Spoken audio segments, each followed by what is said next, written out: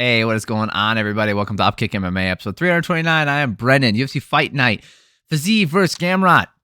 We're going to be taking care of the prelims here. So there's going to be Dan Argueta versus Miles Johns. So the rest of the prelims, we're going to break down all the fights round by round. If you're looking for a specific fight, the timestamps are down below. If you like this kind of thing, subscribe to the channel. That way you know when the next video is coming out. I'd super appreciate it. Let's get into the fights. Miles Johns, man, he looked good. Dude. And then Argueta had his moments in this fight, and there were times where I found myself rooting for him.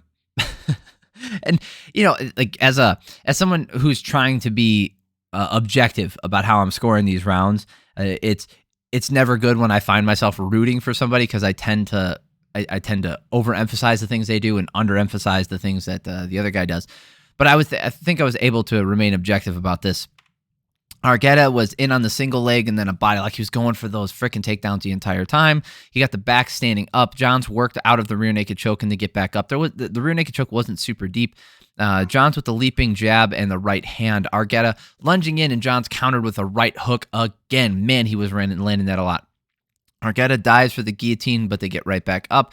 The round should go to Johns for landing more damage. You look at the striking numbers here, 8-3 in favor of Johns. Not a whole lot of striking, but he did land the bigger strikes. And then if you look at the submission attempt and also the time in control, it went to Argueta, but really the damage went to Johns. It should go to Johns.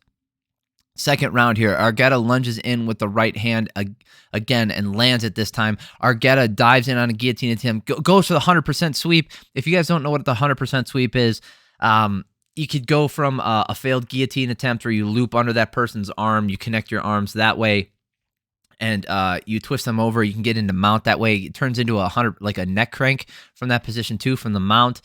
You can get it from virtually any position. Even if you're mounted, if the person is mounts you, you could get the 100% sweep from that position as well. People usually don't see it coming.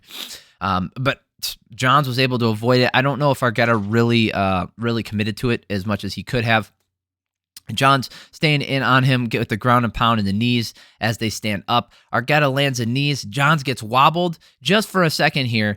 Johns landing a right hand at will. Argueta gets a double leg, but then Johns gets out of it. This was all action because Argueta would not stop moving forward, even though he was taking a majority of the damage. Argueta couldn't get the takedowns, and he's taking right hands over and over. And yes, he might have hit Johns hard with one good shot this round, but a majority of the damage felt like it came from Johns. So I gave this round to Johns. Looking at the striking numbers here, 16-14 in favor of Argueta. So knowing what I know about how the fight went, if you maybe gave this to Argueta, I gave it to Johns. I felt like the second round went to Johns. So I had him up 20-18. Second round, right away, Argueta takes 4 frickin' hooks from Johns. Argueta just keeps moving forward and eating fists right to the face. Unbelievable the amount of damage that he took. Johns backing up and then planting and throwing. Johns going for a takedown. Why? And they get back up.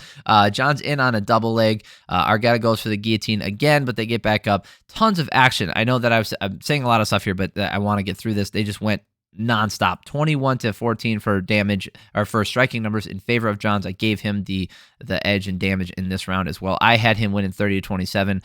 Genichiro Kamijo and Anthony Manis both gave it 30-27. Jacob Montalvo was the only one who gave that first round to Dan Argueta, which I understand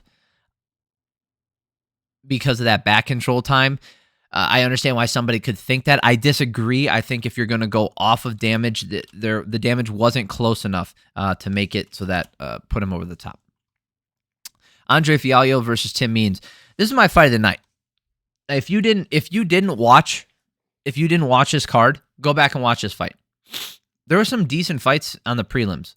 You know, the last fight we just talked about, the featured prelim, was fantastic. This fight, fantastic. Front kicks up the middle from Fialho, and Means landed straight to the body. Tons of damage landed. So we are going to go over a lot of it here. Fialho landed a hard right hand. Means landing a 2-3 counter. That was there all day for him. The 2-3 is the straight hook, right? The Fialho getting the clinch, landing an uppercut. Holy shit, Means landing a counter knee as Fialho enters, and Fialho goes down. But you know him, he just does not quit. Hard right hand from Fialho as he pressures As usual, nice hook kick and a right hook landing from Means. Another counter from Means with the left straight and a right hook. Dude, there was so many single shots that landed in a decent amount of combinations as well from both guys, but clearly Means got this one, 39-19. He just looked like he was on fire, even though he took some damage himself. Second round, Means landing a 1-2, landing that hard left hand and a nasty front kick, and then Fialho fighting back with hard hooks, hurting Means, getting him against the fence. Means holding on and survives. Means in a clinch with the knees and the elbows yet again. Nice right hook counter from Means.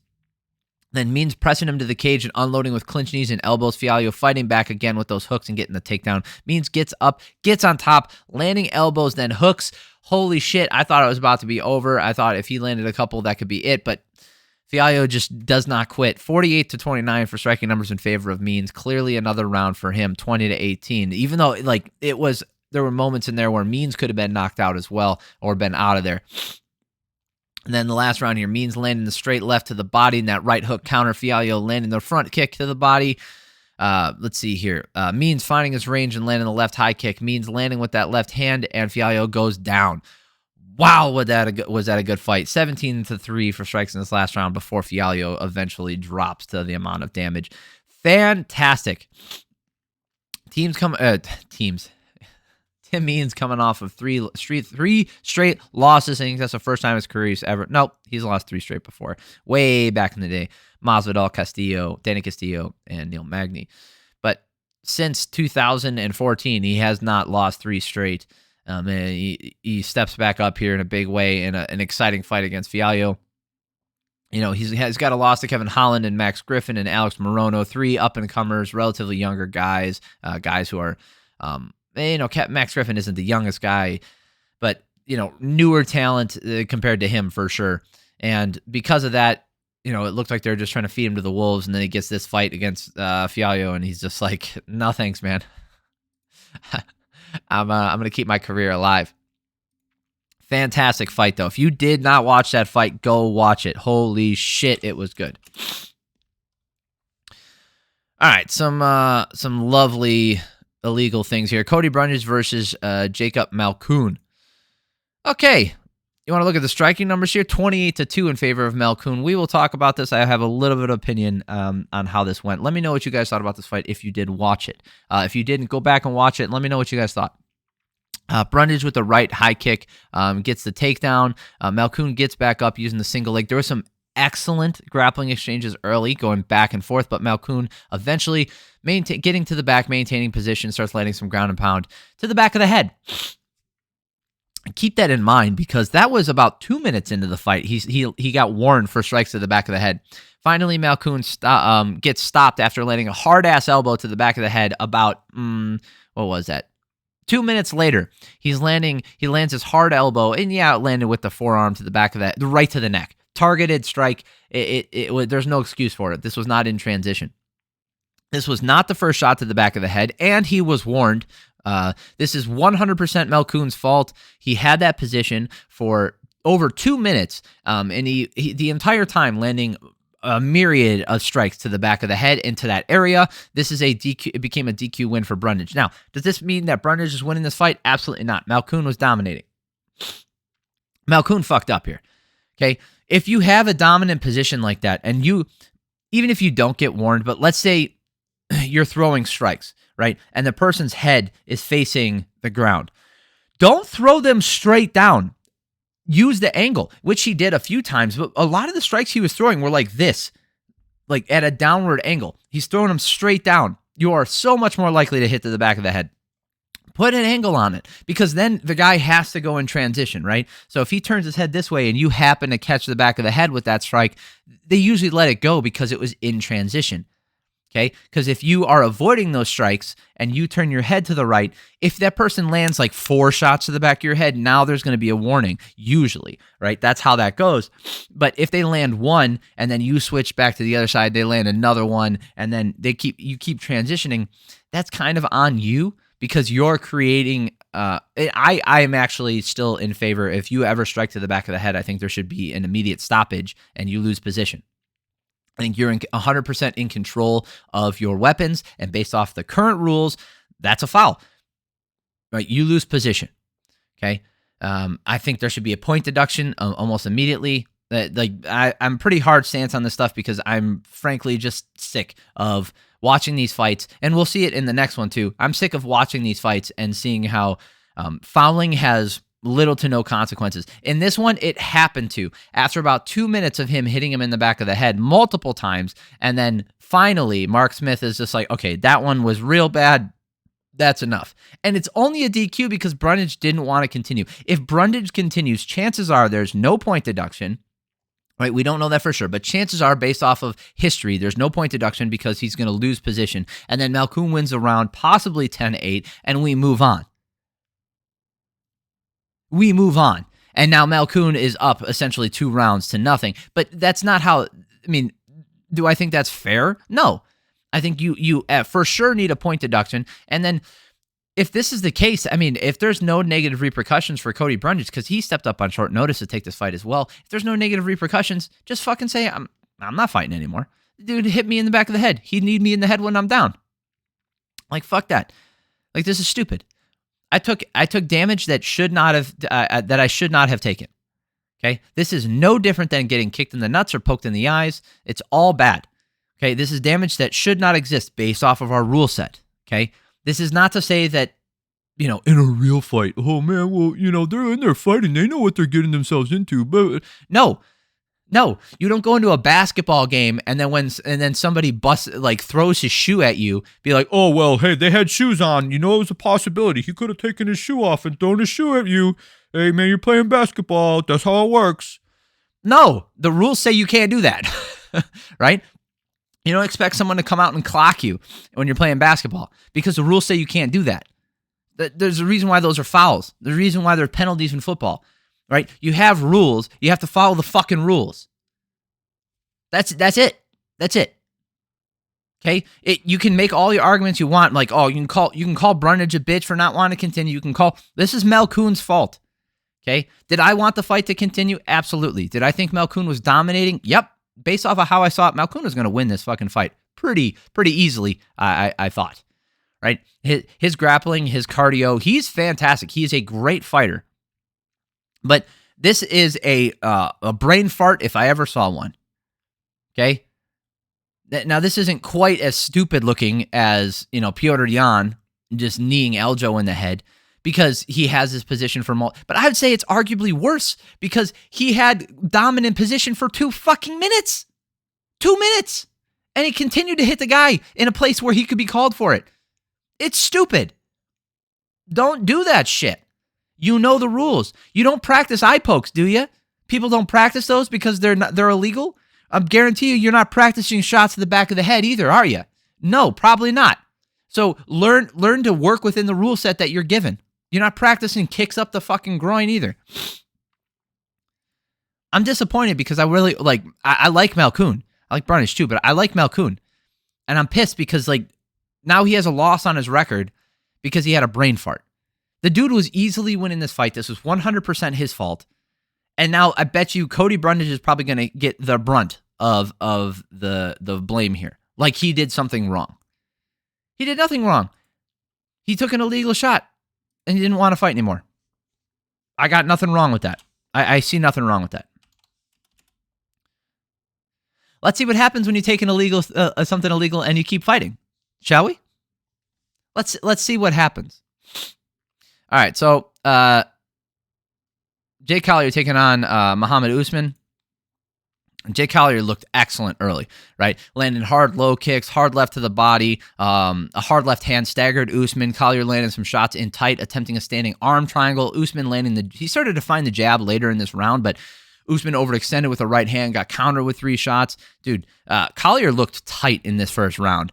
Collier landing some really stiff jabs, landing some bigger shots than Usman did in this first round, clearly winning. It wasn't even close. 41-32 for significant strikes in favor of Collier.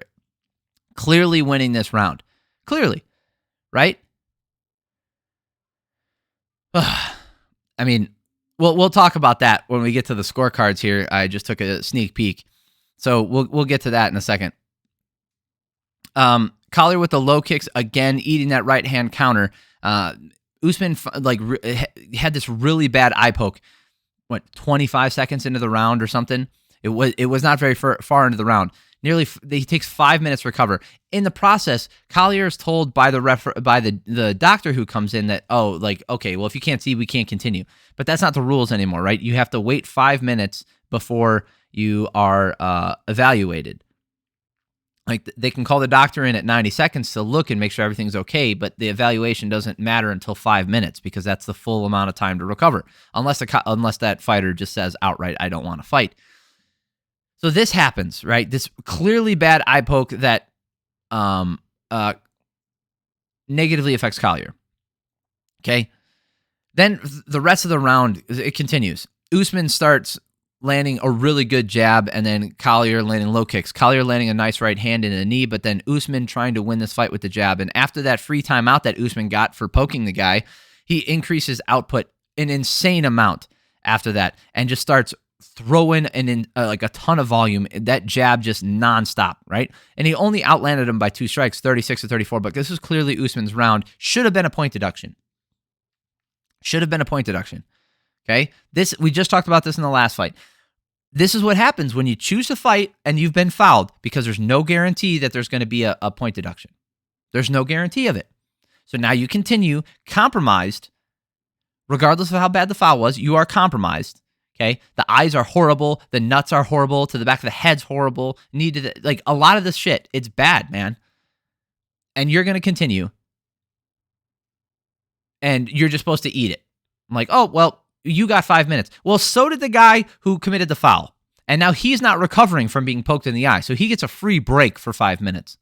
And it clearly helped Usman in this round. It was night and day. And then in the second round here, Usman with the jab, Collier with the low kick, Usman with the takedown attempt and dumps him with 2 minutes and 50 seconds left, and that's the rest of the round, right? Gets on top of him, stays on top of him for the rest of the round. Not a lot of activity. Clearly winning this last round. I had it Usman 29-28. Let's look at the scorecards here, because I noticed something here that doesn't make a whole lot of sense. David Leatherby and Tony Weeks both scoring it. The second and third round for Usman, that makes sense. That's how I scored it. Easy peasy. Jacob Montalvo, what were you watching, bud? What were you watching? Were you watching when Usman got rocked by multiple shots in that first round? When he got outstruck pretty easily to the naked eye in that first round?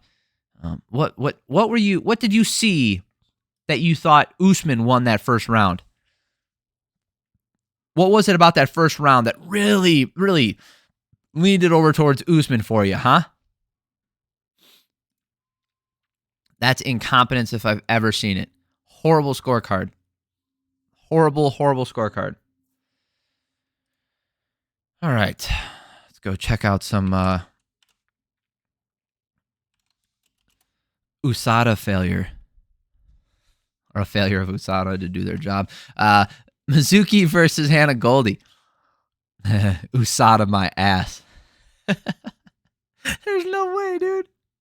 There's no way. Oh, there's no way. That jawline and those shoulders. I'm sorry, man. That does not happen without testosterone. It just doesn't. It doesn't. That jawline, it does not happen. Kind of a boring fight. This was a skipper for me. In the 50-50 underhooks, just pushing each other around into the fence. Half the round gone, neither really landing a significant strike. A nice right hand from Goldy to counter the low kick. A whole lot of nothing in this first round where Mizuki probably landed more. Super close round. Look at this, 18-17 in favor of Mizuki. Not a whole lot going on. Like I said, I felt like she did land more. She did by one shot. And she did land more up top. Hanna Goldy landed more to the legs, 6-2, but Mizuki landing 6-1 to the head. Good, not a good round for either woman here. Nice 1-2 from Mizuki and another hard right hand. Goldy with a takedown attempt, but nothing there, and gets taken down herself. Goldy back up, and eventually gets a trip and gets on top, and then right back up. More clinch work. Closer round, 6-6 for striking numbers. I thought it was a good one for. I thought it was another good one for Mizuki. You look at the control time here. She had more control time. They were even on the strikes. This fight was really close because neither fighter did much. Okay. But I felt like Mizuki did enough in these first 2 rounds. And then the last round here, and now I wrote down, I was like, holy shit, they're punching. Goldy landing a nice right hand, Mizuki countering with a 1-2. Goldy in on the clinch, but really nothing there. Nice left hook from both women, and they have a nice left hand from Mizuki, darting in and out. Close round with Mizuki landing well and Goldy landing some decent right hands and controlling most of the positions. I actually gave this last round to Goldy. I felt like she landed some more damage in this last round, even though she got outstruck. I felt like she controlled more of the position. She did. She was, had a minute of control time compared to the 19 seconds. I felt like she did more damage here. Apparently, I mean, I could be wrong. I felt like she landed the bigger shots, but she did not land a lot of them. Oof. Let's just see how the judges scored it. All over the place. They all came to the same conclusion, but they all came about it a different way. So there's a world where Goldy wins this fight. Yeah, there is. Because Adelaide Bird gave the first 2 rounds to Mizuki and the last round to Goldy. That's how I saw it. Junichiro Kamijo gave the first and the last round to Mizuki, but the middle round to Goldy. And David Leatherby gave the first round to Goldy and the next 2 rounds to Mizuki. So literally everybody had a different scorecard. No unanimous rounds. All over the place. Bad fight. Don't watch this one. Don't watch that one. It ain't worth your time. And I'm going to save you some time on this last one too. Not good either. Montserrat Rendon versus Tamires Vidal. Boy. Chris Lieben's one of the judges. I thought that was kind of cool. Being a fighter and moving into the judge seat, that's kind of cool. Punches from both ladies are landing in slow motion. Rendon keeps throwing slow punches and getting countered from Vidal. It looks like they're fighting underwater, like a heavyweight fight at high altitude. Neither woman should be in the UFC. This is really hard to watch. Vidal won with more damage in this first round. She outlanded her 23-17. Moving on. Hard low kicks from Vidal, and Rendon catches one. She gets it to the ground. Neither woman is engaging for more than just one shot.